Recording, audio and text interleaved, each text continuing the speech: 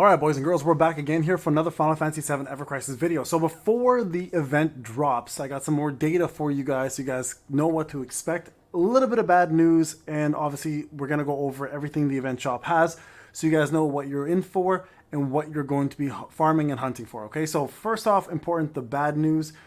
Crossover limited weapons from Final Fantasy IX crossover draw will not be added to any other draw. So this is from the data mine. Take this currently with a grain of salt. It could be true, could not be true, but from what we're understanding, these will be a featured crossover, and they're not going to be added back into the draw, so you won't be able to put them on the wish list according to this information. Okay, the crossover limited weapons and gears featured in this draw may reappear in the future though, so they may redo this crossover event again. This is probably going to be added into the disclaimer when this event is out. So here is what you need to know. The crossover limited weapons featured in this draw cannot be selected in the daily quest weapon parts quest as well. So it says daily. It's not a daily quest. You guys know this. It's like a weekly quest. But you know which one I'm talking about. The one where I showed you. You can choose your weapons. Just note you can't choose these ones, okay? So let's talk about the event shop itself. The shop. Peridot. So 20 times VV magical gun. So this is to obviously get the magical gun maxed out. You get 5 times 4+ weapon guaranteed draw tickets, 10 times draw tickets, 50 cloud memories, 50 Lucia memories, 1 VV's garb. So that is going to be part of the shop. You can actually get Lucia's garb there. 5 times synth catalyst knight, 100 times Lucia specific weapon parts. So really good there, especially for Lucia mains, especially because she just had the weapon parts also as part of the Halloween. 10 times bookmarks, 10 times chocobo booster, sorry. 30 times of the, looks like these are the purple ones or maybe the blue ones, dawn, day, evening, and night of the synth material for the catalyst. 20, 20, 30, and 30 of the nanocube model 2s and 1s. 20, 20, 30, 30 of the genome pods. 30 times for the high grade steel, electrum, rose gold, steel, electrum, rose gold. And then, so that's high, mid, and low. So from high to low, you get 30 times of those.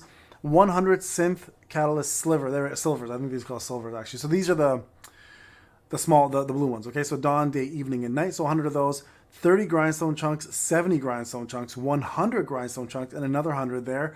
30 material boosters M, 30 material boosters M, 200 power pieces, 200 magic pieces, 200 healing pieces, and 50 times gil. Now, this is a lot. This is quite a bit of rewards.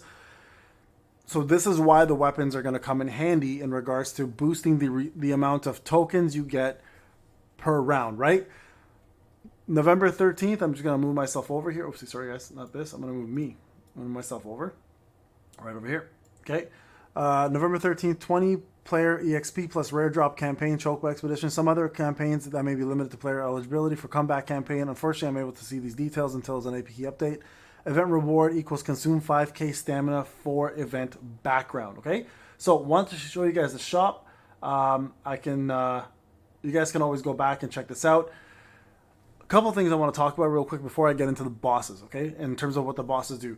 There's a lot of people who are a little upset about the event drops being higher if you possess the weapons. I mean, that's very standard, typical gotcha developer tactics to bait people to get the weapons. And number two, a lot of people are upset about the non-elemental damage in these weapons. Really nothing to be upset about, guys. You guys can always just skip, right? Like I've said from day one, these devs have a reason they do certain things, and you're probably going to see non-elemental enemies come after these guys where these weapons may actually shine. Skip if you want, obviously, right? And there's probably going to be a part 2, so perhaps the part 2, if there is a part 2, will be a better look and feel for you guys. I know a lot of people prefer elemental weapons because this game is very elemental heavy focused, but right now, I mean, we have everything except for, I think, fire and quake. Right, I think like Earth, I think is the only one besides fire that we're missing for weapons that are actually featured banner weapons. Because we've had water, we've had thunder, we've had ice, we have arrow. So yeah, I think those two are the two big ones right now that we need to have. Obviously, with Vivi's gun, we have fire there, but it's a free weapon. Knowing the damage is pretty minuscule, it's not that great. So I just wanted to talk about that real quick. So if you're upset, guys, I mean, just skip. Right, it's the easiest way in my opinion, and forget about it. So. Let's go to the next thing that I want to talk about, and that is the bosses. So I'm going to move these images over here for you guys, okay? So, bosses. Black Waltz 1. So this is called Ruin, level 60. There's the HP, 109k, physical attack 19,000, magic attack 77,000. You can see they are very magic based, so you're going to want to bring some magic defense up most likely. Damage resistance, none. Elemental resistance, 80% fire, 80% ice, 80% lightning, 100% earth, 80% water, 80% wind, 80% light. This is interesting. Light is interesting to see. Immunities, poison, silence, darkness, stun, fatigue, fog, physical attack, down. So uses many ice elemental magic attacks, unleashes powerful linked attack with Black Waltz 2 and Black Waltz 3, restores HP of an ally when they take damage, magic defense up and magic attack down are effective against this enemy. So there you guys go.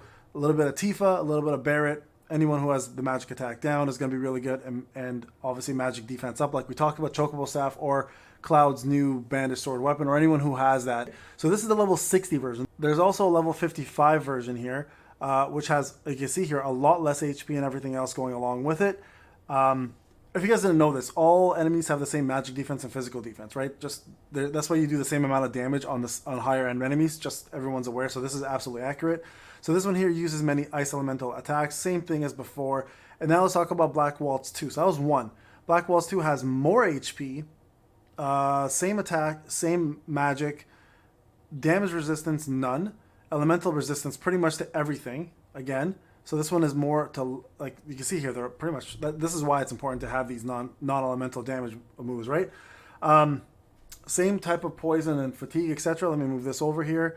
Description, this one actually uses fire elemental magic, just like the Final Fantasy 9. Unleashes powerful linked attack with Black Waltz 1 and 3. When Black Waltz 3 takes magic damage during force gauge flying, it counters with powerful magic attack.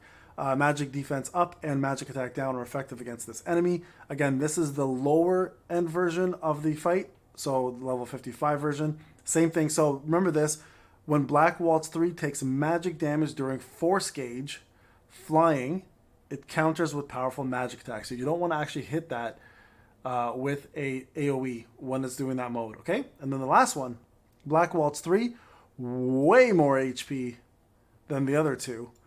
Same resistance, uses many magic attacks. This one unleashes powerful link attacks with Black Waltz 1 and 3. Nullifies physical damage taken during force gauge flying. The force gauge can only be depleted with magical abilities. It's interesting. So there you guys go. All of the enemies and what they do. I'm curious to see how this is going to be. I mean, from the looks of it, this looks like it's going to be a very tactical fight because this guy takes only magic attacks. So if we go back here for a second. Unleashes powerful linked attack.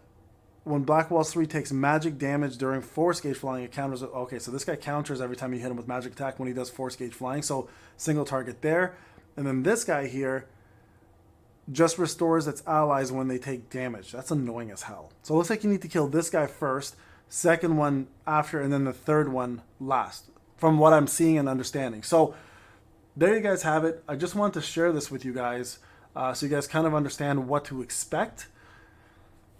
It says they're resistant to pretty much everything on the level 60 version. The level 55 versions, they're resistant to ice and earth for that one. Let's go back here for a sec. Ice and earth. Black Waltz is fire and earth. And 2 is fire and earth as well. So 1 ice, 1 resistant to fire. The other one's resistant to fire. So you can bring thunder and probably dominate there, or just bring no elements at all. That's what the weapons are for, and beat these guys up. All right, guys, this is Payne. Let me know what you guys think.